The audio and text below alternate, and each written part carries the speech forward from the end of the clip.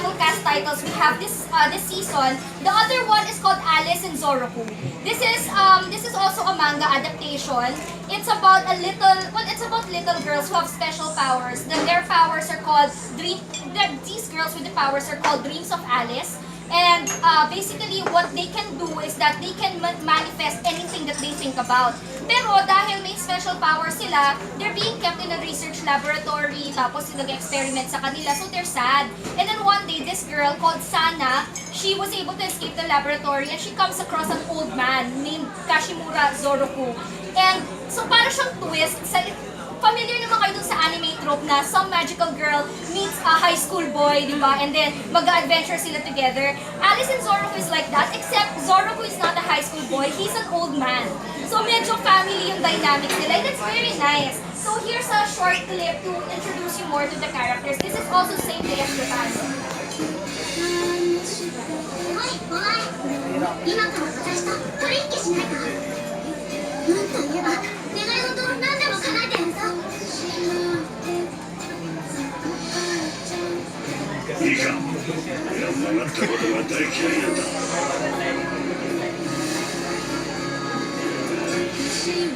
Alice in Zoroku, Sundays at 11 p.m. only on Animax.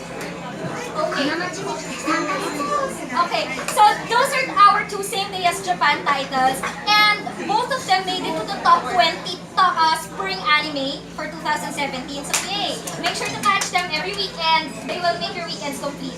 Okay, so the other highlights we have for May are, the first one is Matoy the Sacred Slayer. This actually premiered on May 9, yes, May 9, and this is a magical girl story. So super straightforward magical girl niya about a part-time shrine maiden called Matoy, and she just wants a normal life.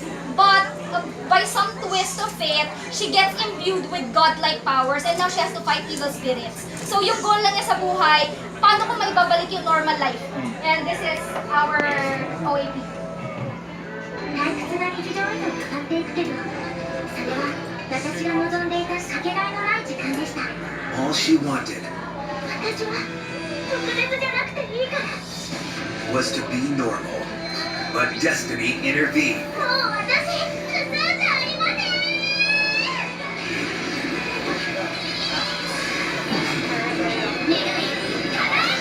Can she fight the demons? Find out in Matoy the Sacred Slayer, Mondays and Tuesdays at 10 p.m. on Animax. Okay, so that premiered on May 9. Now, recently, May 11, another title premiered. It's called Chaos Child. The title might be familiar with some of you who play video games. Are you familiar with Chaos Head? Okay, Chaos Head Chaos Child happened 6 years after Chaos Head. So if you remember, in Chaos Head, nagkaroon ng malaking earthquake. And then, dun din yung main topic ng Chaos Head is that merong new madness killings, serial murders. So in Chaos Child, nagkaroon ng resurgence of those serial killings, and we followed Itakuru and this newspaper club as they try to unravel the mystery of the new serial killings in Shibuya. And here is a quick plot.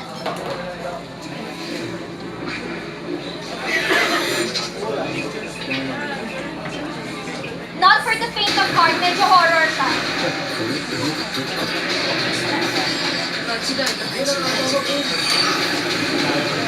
試験の被害者に共通点があるんだ。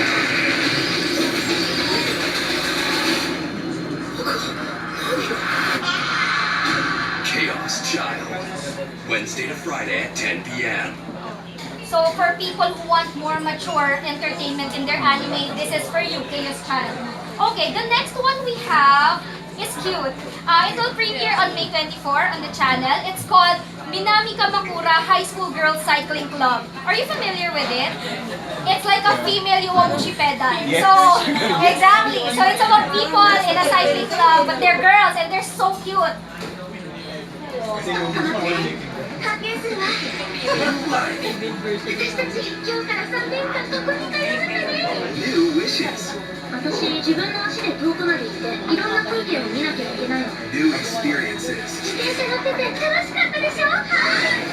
Watch as they go all out to embrace new goals. The Nami Kamakura High School Girls Cycling Club from 24th May, Wednesday and Thursday at 8 p.m.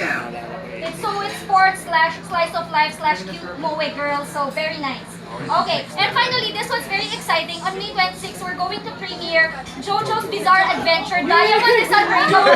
Yes, okay. So, without further ado, alam niyo na to. Go!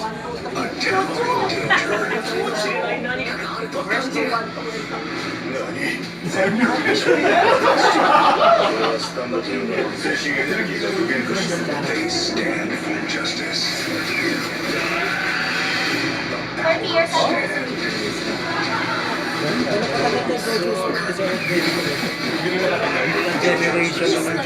Diamond is Unbreakable from 26 May, Wednesday to Friday at 10 p.m. So can you believe it? It's been 30 years and over 100 million copies of the manga sold. So it's that big. And it's coming to Animax on May 26. And finally, the last offering we have in May is Chain Chronicle, The Light of Haxatas. Anyone familiar? It's also a game. So it's adapted from a game. And it's about the continent of Yggdra. And it's parang darkness is encroaching kasi the Black Army has conquered half of Chain Chronicle and natalo na yung bida, which is Yuri and his volunteer army. So that is the story of Chain Chronicle, The Light of Haxatas. And medyo dark din siya, so watch this vlog to find out more. Medyo creepy.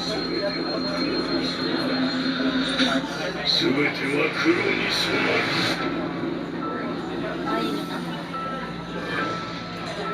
今この世界は闇の力が勝り光を凌駕している。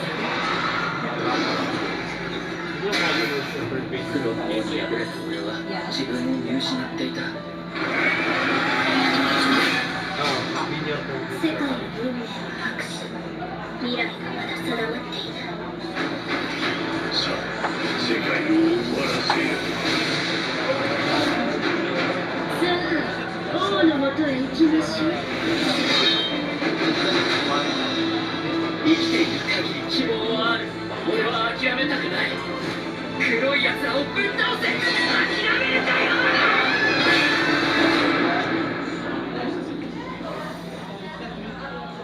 かわいそう。彼らはあなたを信じてばかりここで死ぬの。全部あなたのせい。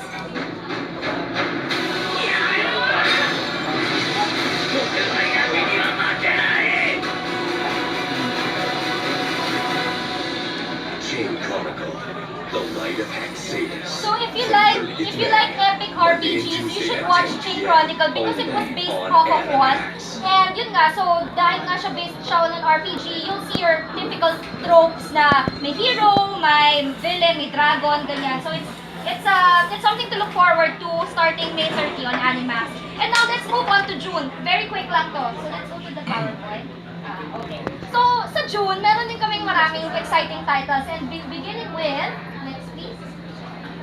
Animax Music. So Animax Music, if you may be familiar with it, it happens annually, one in Kansai and one in Kanto. So for this year, we're going to air Animax Music 2016 and 2016 Yokohama and 27 Osaka in June. So watch out for that in Animax. Some of your favorite anime artists are going to have performed. So makikita nyo sila mag-perform sa Animax Music. Next. So the next title we have is Servant. This one's pretty popular. Are you familiar with Servant? So it's about this boy, Mahiru, like para siyang Matoy the Sacred Slayer but for boys. So Mahiru just wants a normal life, but then he adopts this stray cat, and yun pala yung cat na yun is a vampire. And so after that, his life is not normal anymore. But it's a comedy, so it's really exciting, and it's very popular din in the online community. So you might come across this sa mga international fans. So and next we have Handshakers. This one was made by the same people who produced K. You familiar with K, Return of Kings? Yeah. Okay, so it's made by the same people. So you will actually see that the artwork is kind of familiar. Medyo pareho eh. Handshakers is about people who can summon Nimrods. It's a kind of special power, but they can only do that when they find their match. So hindi mo alam sino yun, para siyang soulmate. When you hold their hand, makakalabas kayo ng power. So yun, parang it's basically this boy and this girl who met and they held hands and then lumabas yung Nimrod nila and they go on a competition because they want to meet God. Something like that. So, watch out for it. It's pretty interesting. This one is not just interesting. This, again, is not for the faint of heart. It's pretty violent. And Terraformers, Revenge. Are you familiar with Terraformers? Yes. Hindi ko ma-stand ang Terraformers because it's about giant cockroaches who live in Mars. Okay, so now the Earth mission has to go there because there's a virus. They have to get a sample of the terraformers. Pero of course, like in any horror movie, something goes wrong and they need to fight these giant cockroaches in order to survive. So very, very gory, very violent. If you like that kind of thing, this is for you. Next. Okay, next one is a lot tamer. It's called Brave Witches. So it's set in the 1930s. It's about a group of girls who are in the army. The difference is the special thing about them is that they have magical powers. So they're called witches. The girls with the special abilities are called witches, and they're brave because they fight for the freedom of the country. And next. Next, this is cute. It's Urara Meirocho. So it's about this girl who's looking for her mother. Parang basically yun yung pinaka-premise niya. But as you can see, the art is very beautiful. It's made by the same people who produced Little Buster's Refrain and also our current simulcast titles, Alice and Zorro. And also, next. July na next. Oh, okay, before I end yung part ng June, I'm just going to say na if anyone here is a fan of Assassination Classroom, you'll be happy because there's going to be a marathon of Season 1 in June. So every weekend may marathon ng Assassination Classroom Season 1, and in July,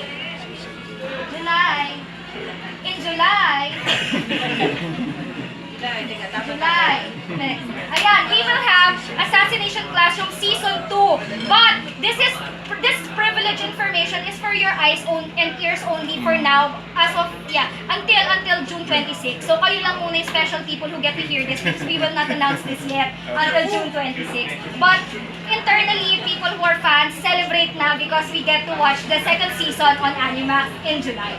So that's it for Animax. And then we're going to have a game.